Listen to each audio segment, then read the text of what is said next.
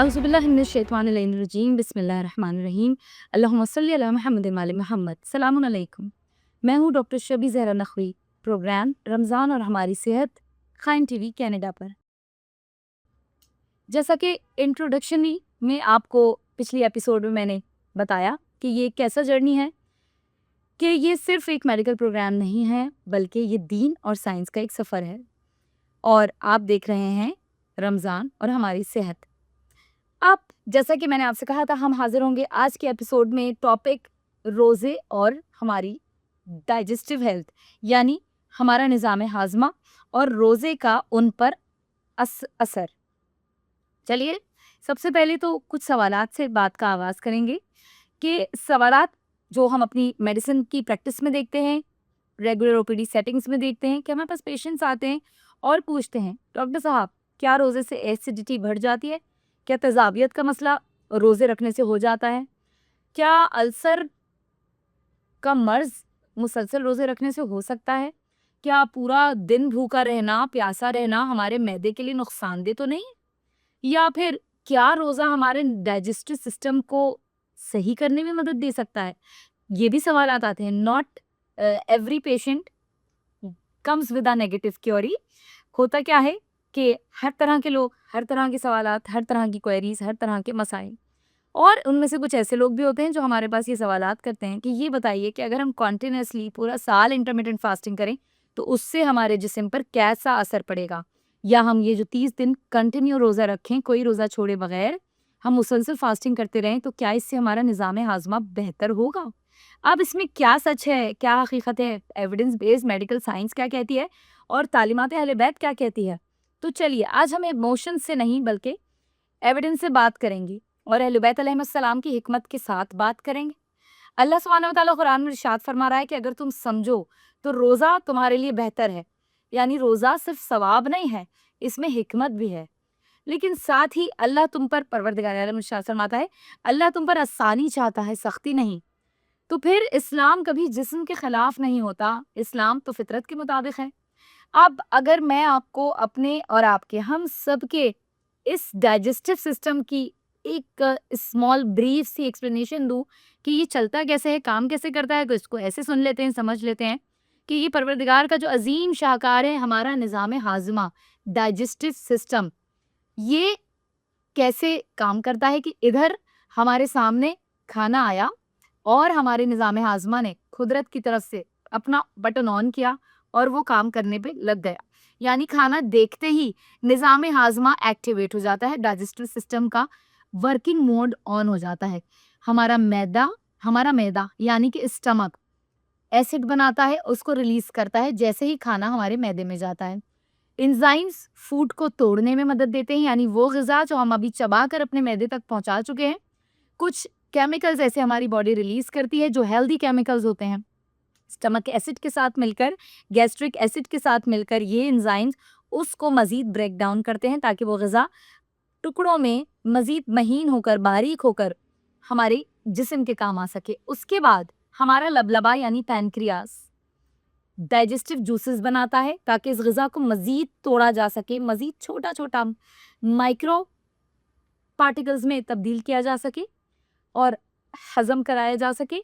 और आखिर में हमारा प्यारा जिगर, जी हाँ, हमारा लिवर, हेल्दी लिवर बाइल बनाता है और वो डाइजेशन में मदद देने के लिए है। ये सिस्टम अल्लाह की जानिब से रेस्ट और वर्क का साइकिल में चलने का आदी है। अल्लाह ने इसको इस तरह का बनाया कि ये निज़ाम हाज़मा, हमारा डाइजेस्टिव सिस्टम रेस्ट करे और फिर वर्क करे। इसीलिए मेरे और आपका एक रूटीन है, हम शुरू से सुनते आए हैं, सुबह का नाश्ता, दोपहर का खाना और अर्ली नाइट का मील। तो ये इसीलिए है ताकि ये हमारा निज़ाम हज़म, ये डाइजेस्टिव सिस्टम आसानी के साथ वर्क और रेस्ट की साइकिल को कंटिन्यू कर सके। लेकिन सैडली आज का मॉडर्न लाइफस्टाइल क्या है? कांस्टेंट स्नैकिंग, शुगरी ड्रिंक्स, बहुत हैवी कलर्ड मिली हुई मशरूबात ड्रिंक्स, उसके साथ साथ late night eating, processed food का खाना, स्ट्रीट फूड्स का ओवर कंजप्शन और ओवर ईटिंग।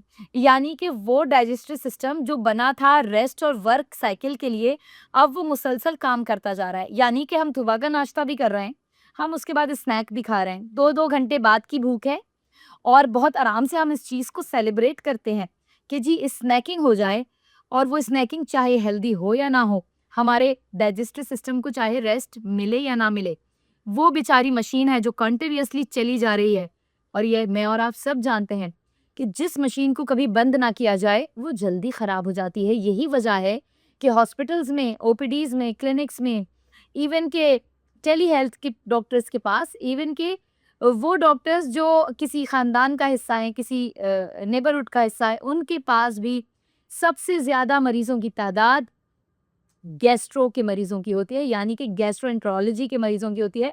निज़ामे हाज़मा की मर्ज़ की शिकायत लेके हमारे पास सबसे ज़्यादा लोगों का आना होता है among all other many diseases.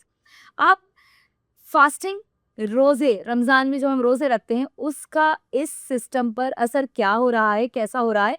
और ये जो एक बेहतरीन सा निज़ाम अल्लाह ने हमारे जिस्म में खुद लगा दिया है डाइजेस्टिव सिस्टम का, ये किस तरह से अडॉप्ट करता है फास्टिंग को। तो देखिए, रोज़े के दौरान जो साइंटिफिक प्रोसेस होता है, यानी कि अगर 8 से 12 घंटे के रोज़ा हम रख रहे हैं, तो उससे असरात क्या पड़े हमारे डाइजेस्टिव निज़ाम पे, निज़ाम हाज़िमा पे कि सबसे पहले तो हमारा स्टमक एम्प्टी है, लॉन्गर ड्यूरेशंस के लिए एम्प्टी है, ज़ाहिर है 8 से 12 घंटे हम भूखे हैं। अब वो जो खाली मैदा है, वो सुकून का साँस ले रहा है कि चलो भाई, कुछ तो जान बख्शी इसने। और इन टर्न जब ये मैदा खाली है तो गैस्ट्रिक जूसेस रिलीज नहीं हो रहे, एंजाइम्स नहीं बन रहे, बाइल रिलीज नहीं हो रहा और ये सब कुछ मिला के हमारे जो पैनक्रियाज है उसको बता रहा है कि अब इंसुलिन का लेवल कम रखना है, यानी कि बॉडी इंसुलिन सेंसिटिविटी की तरफ जा रही है। डाइजेस्टिव ऑर्गन्स, ये स्टमक, ये पैनक्रियाज, ये लिवर, ये इंटेस्टाइन्स, ये सारा जो एक सिस्टम मिलाकर चला रहे हैं, पूरी जो टीम है, ये रेस्ट मोड में चली गई और इस अमल के बाद इनके रेस्ट मोड में जाते ही हमारे जिस्म ने, यानी हमारी बॉडी ने रिपेयर प्रोसेस को एक्टिवेट कर दिया। ये मैं नहीं कह रही, ये मैं कोई अपनी तरफ से बात नहीं कर रही, ये एविडेंस बेस्ड मेडिसिन कह रही है, ये जदीद मेडिकल साइंस कह रही है और सालों की रिसर्च के बाद कह रही है, ऑथेंटिक रिसर्च के बाद कह रही है कि 8 से 12 घंटे की कंट्रोल्ड फास्टिंग से आपका मैदा खाली होता है, इंसुलिन का लेवल आपके जिस्म में कम हो जाता है, यानी कि इंसुलिन सेंसिटिविटी भी होती है, इंसुलिन रेगुलेट होती है और आपके जब हाजमे के आज़ा, डाइजेस्टिव ऑर्गन्स रेस्टिंग मोड पे जाते हैं, तो आपका जिस्म में खुदकार तरीके से रिपेयर प्रोसेस को एक्टिवेट करता है। इसे साइंटिफिक टर्म में कहते हैं digestive rest and metabolic switching. Research findings क्या कह रही है? New England journal of medicine, जिसका मैंने पहले भी तज़किरा किया, वो बता रहा है कि यही इंटरमिटेंट फास्टिंग, यही controlled fasting insulin sensitivity improve कर रही है, क्रोनिक इन्फ्लेमेशन को कम कर रही है, मेटाबॉलिक रेगुलेशन बेटर कर रही है और वेट कंट्रोल कर रही है। तो अब आप ये देखिए, Ramzan based clinical studies healthy individuals में क्या बताती हैं कि हमारा गैस्ट्रिक फंक्शन, यानी हमारे मैदे का निज़ाम स्टेबल हो जाता है। यानी कि जो ऐसे पेशेंट्स हैं जो माइल्ड तेज़ाबियत के साथ, माइल्ड रिफ्लक्स के साथ हमारे पास आते थे, वो बताते हैं जी रोज़ा रखने से इस सिम्पटम में काफ़ी बेहतरी आई है किसी दवाई के बगैर। यानी पता ये चलता है इस बात का, इस पूरे डिस्कशन का रिजल्ट मुझे और आपको ये मिलता है कि कंट्रोल्ड फास्टिंग डाइजेस्टिव डैमेज नहीं करती, बल्कि डाइजेस्टिव डैमेज हमारी ओवर ईटिंग करती है। पता ये चला कि मसला रोज़े का नहीं है, मसला हमारी लाइफ़स्टाइल का है। ये जो हम हर 2-2 घंटे पर खाते हैं, या अगर हम 2-2 घंटे पे ना भी खाएँ, तो अफ्तार होते ही जो एक शॉक वेव हम अपनी बॉडी को भेजते हैं कि जी पूरे दिन नहीं खाया तो क्या हुआ, 20 मिनट में पूरे दिन का बदला ले लेंगे। अब डीप फ्राइड समोसों की प्लेट, पकोड़ों की प्लेट, शुगरी ड्रिंक्स जो रंगीन है और तरह-तरह के कलर्स अब आपको मिलेंगे, हेवी बिरयानी की प्लेट और अब हर तरह के फ्राइड आइटम्स मौजूद हैं और ये पैटर्न चलता है मिडनाइट तक।